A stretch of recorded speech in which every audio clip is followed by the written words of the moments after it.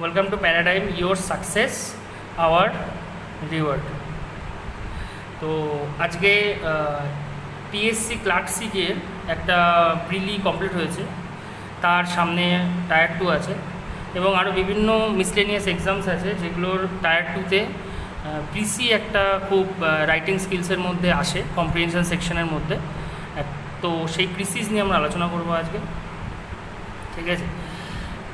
তো প্রিসিস শব্দটা, আমি প্রিসিস আগে ব্যাপারটা বলে নিই। প্রিসিস শব্দটা একটা ফ্রেঞ্চ শব্দ, প্রিসিস থেকে এসছে, ঠিক আছে? PRESS, ঠিক আছে? এটা ফ্রেঞ্চ শব্দ। এটার মানে হচ্ছে সংক্ষিপ্ত বর্ণনা, ঠিক আছে? এইবার এই প্রিসিস আর সামারি, এই দুটোর মধ্যে খুব একটা পার্থক্য নেই। সামারি বলতে আমরা কী বুঝি না, একটা প্যাসেজ দেওয়া আছে, ডেসক্রিপটিভ প্যাসেজ দেওয়া আছে, ঠিক আছে? সেই প্যাসেজটা থেকে তার যে মূল নির্যাস, সেইটাকে আমি যদি এক জায়গায় জট ডাউন করি, এক জায়গায় লেখার চেষ্টা করি, সেটাই হচ্ছে তাকে সামারাইজ করা বা সামারি বলে। আর প্রিসিস কি? প্রিসিসে হচ্ছে সেই জিনিসটা, কিন্তু সামারি আর প্রিসিসের মধ্যে একটা সূক্ষ্ম পার্থক্য আছে। সেটা হচ্ছে সামারি হলো A to Z full summarise করে, কভার, কিন্তু প্রিসিস হচ্ছে ওর মধ্যে যে মুখ্য বিষয়গুলো, যে ইনফরমেশানগুলো রয়েছে, যে ইনফরমেশানগুলো বাদ দিয়ে আমি প্যাসেজটাকে করতে পারবো না, সেইটাকে আমাকে রাখতে হবে, সেটা হচ্ছে প্রিসিস। অর্থাৎ প্রিসিস হচ্ছে শর্টার দ্যান সামারি, সামারি হচ্ছে প্রিসিসের থেকে বড়। ওকে, যাই হোক, তো প্রিসিস করতে গেলে কতগুলো পয়েন্ট আমাকে খেয়াল রাখতে হবে। আগে একটা কথা বলি, সেটা হচ্ছে প্যাসেজ, যে বললাম না যে একটা ডেসক্রিপটিভ প্যাসেজ থাকবে। এই প্যাসেজ কিন্তু আমরা জেনারেলি 3 রকমের প্যাসেজ পাবো। একটা হচ্ছে ডেসক্রিপটিভ মানে বর্ণনামূলক, ঠিক আছে? বর্ণনামূলক বলতে যেখানে কোনো বইয়ের ব্যাপারে বলা আছে, কোনো অটোবায়োগ্রাফি বলা আছে, কোনো সিনারি যেমন দার্জিলিং বা কোনো সভ্যতার কথা বলা আছে, ঠিক আছে? এইরকম যদি কিছু ব্যাপারে উল্লেখ থাকে, সেগুলো হচ্ছে ডেসক্রিপটিভ প্যাসেজ। আরেকটা প্যাসেজ হয় যেটা হচ্ছে কারেন্ট অ্যাফেয়ার্সের উপর, ঘটনা ঘটেছে, ইভেন্টমূলক, সেগুলোকে বলে ন্যারেটিভ প্যাসেজ, ঠিক আছে? এইগুলো কীরকম হয়?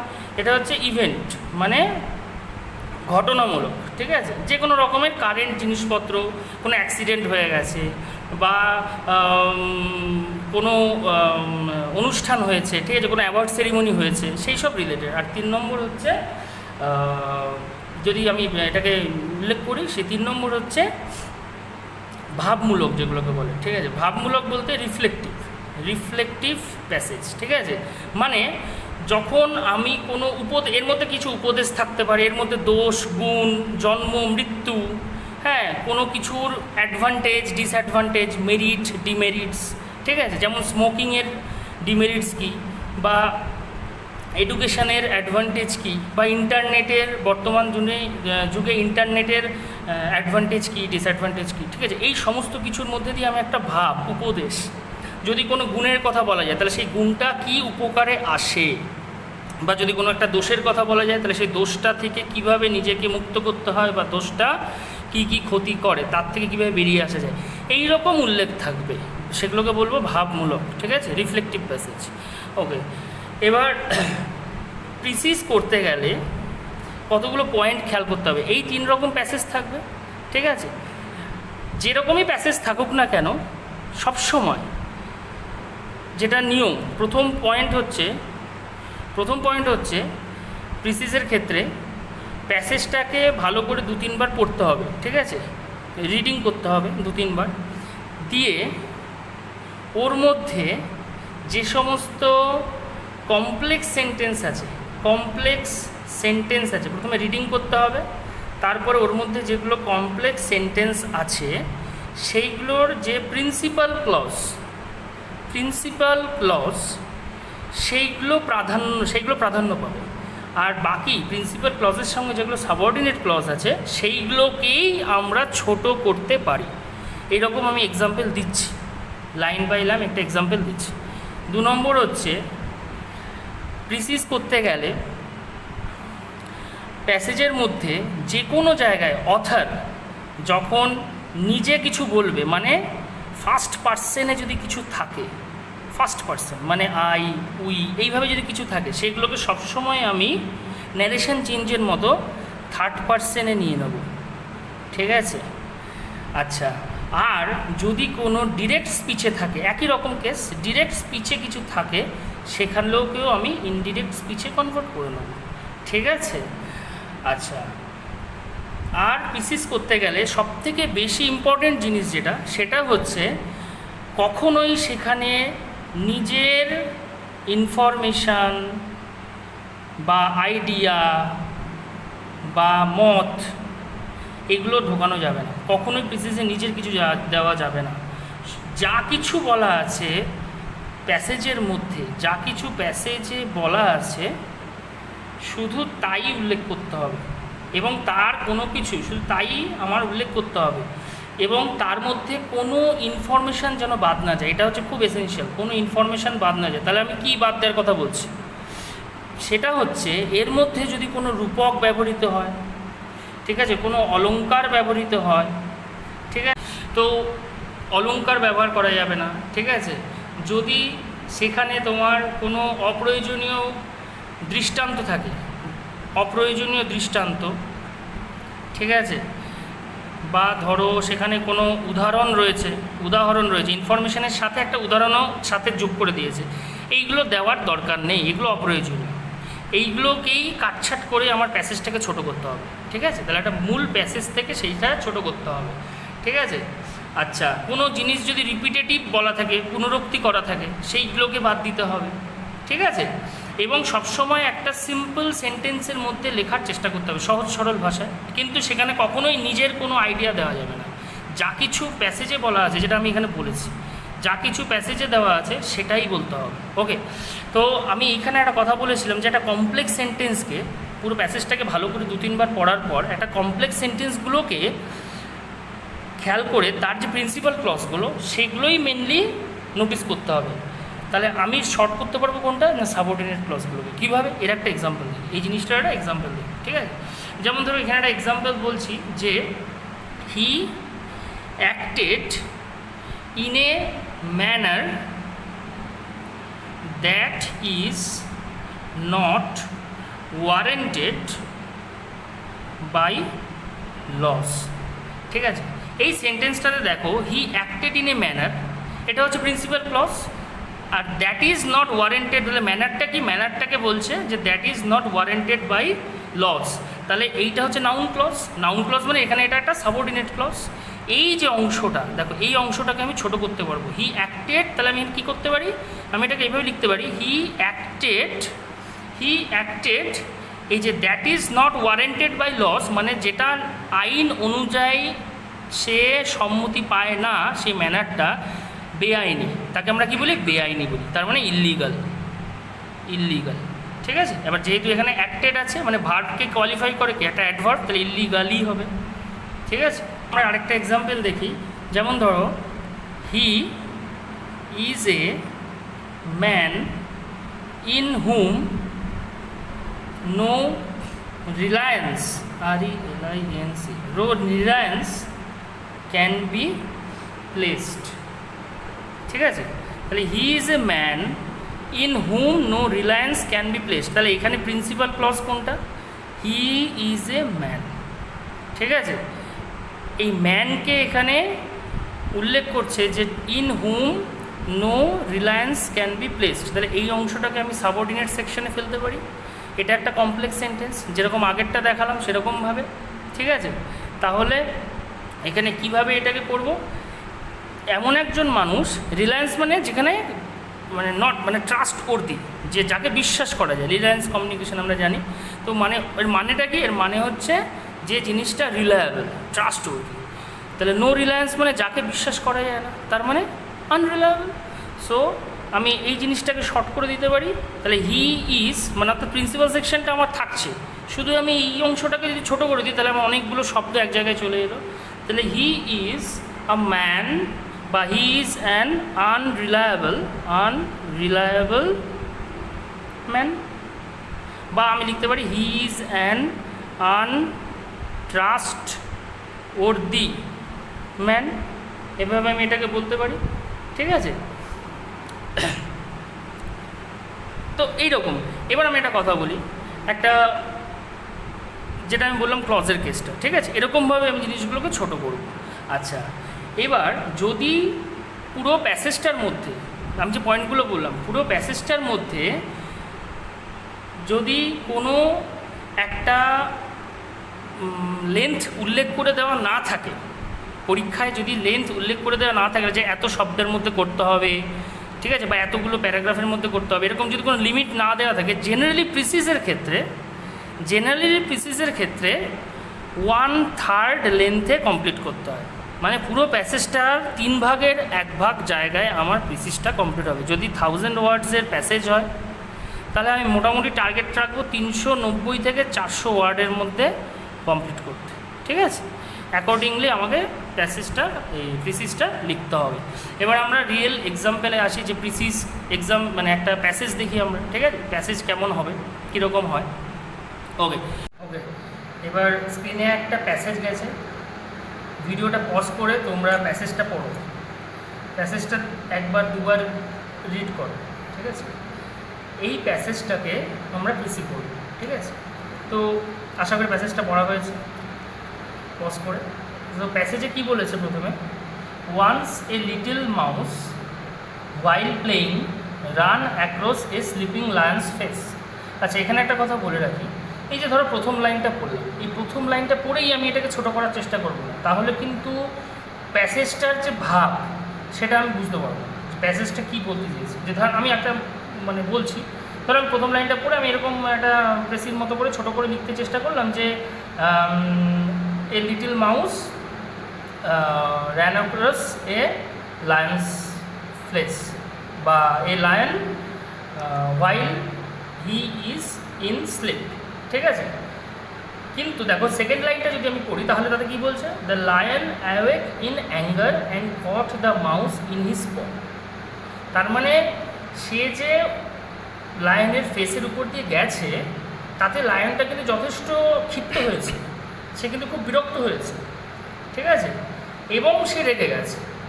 আর আমি যেটা বললাম সেটাতে শুধুমাত্র তার যাওয়াটা প্রকাশ পেয়েছে, তাহলে আমাকে পরের লাইনটার জন্য আবার একটা ছোট লাইন করতে হবে, সেই জন্য আমাকে আগে ভাবটা বুঝে নিতে হবে যে কী হবে। তাহলে কী হবে দেখো, once a little mouse while playing ran across a sleeping lion's face, then next line, the lion awake in anger and caught the mouse in his paw। তারপর the mouse begged for pardon, it said, I am very sorry, please pardon and spare my life, one day perhaps I may help you। The lion laughed but pardoned the mouse। এই অবধি আমি বললাম। So mouse thanked him and ran away in joy. এই অবধি আমি বললাম, অর্থাৎ mouse প্রথম যে লায়নের সঙ্গে ভিজিটটা হয়েছিল তার এই অবধি আমি মোটামুটি একটা ক্যারেক্টার বুঝতে পারছি। কি, আমি যদি এটাকে পিসি করি তাহলে কীভাবে করব, এখানে দেখো ওয়ান্স বলেছে, মানে একদা ঘটনাটা ঘটেছিল, সুতরাং আমাকে এই ওয়ান্সটা ব্যবহার করতেই হবে, নইলে আমি সেই টাইমটা বোঝাতে পারবো না, অর্থাৎ ইনফরমেশান মিসিং থাকবে, সুতরাং ওয়ান্স আমাকে বলতেই হবে।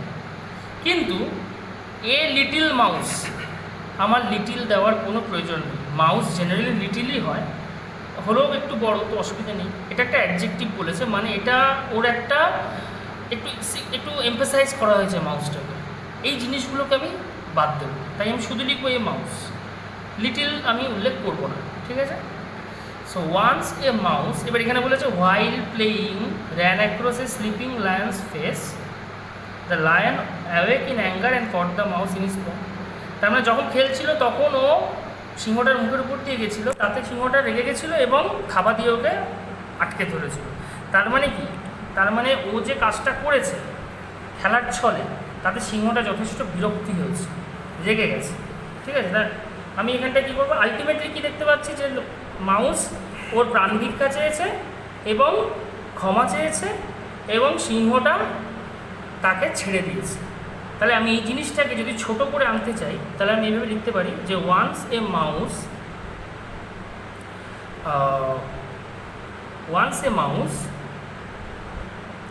disturbed a lion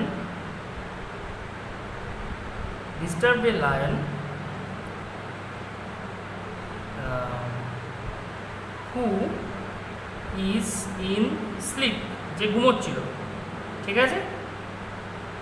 and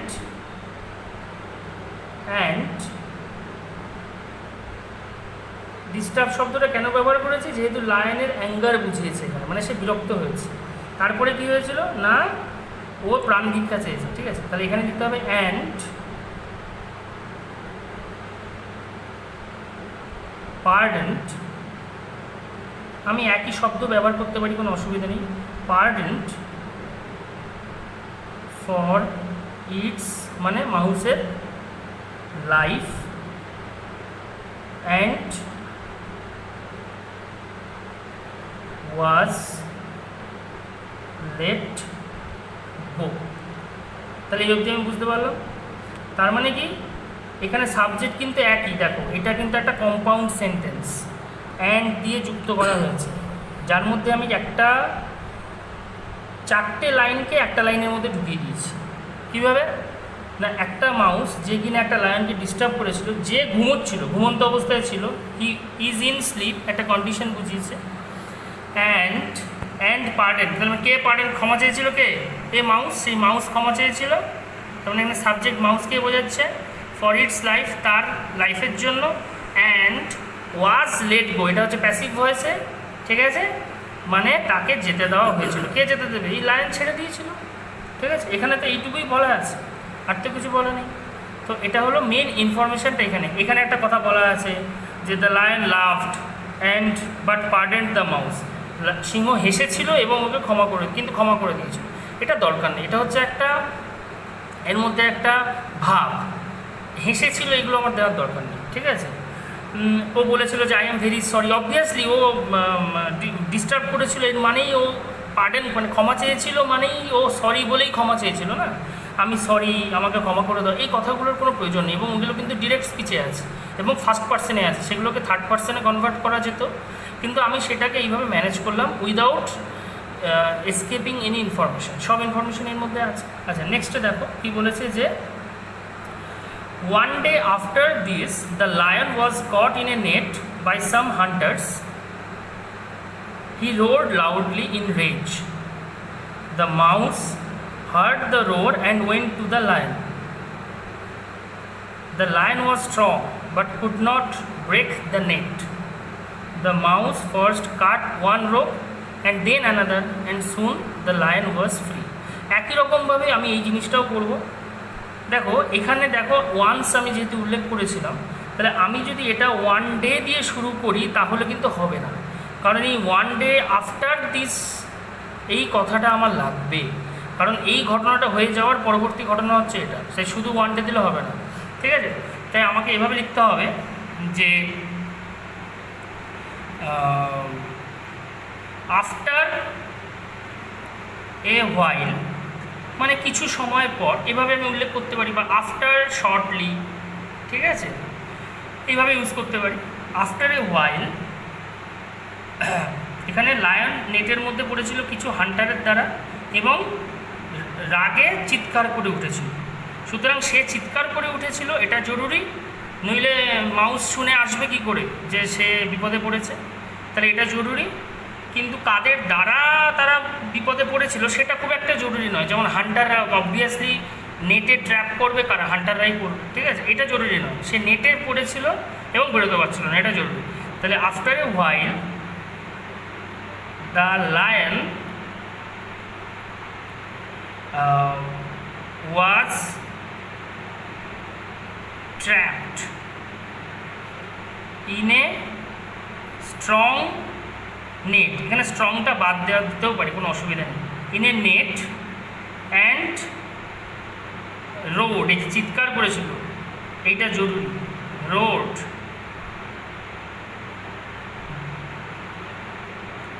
semicolon দিয়ে করতে পারো, দেন দিয়ে করতে পারো। দ্য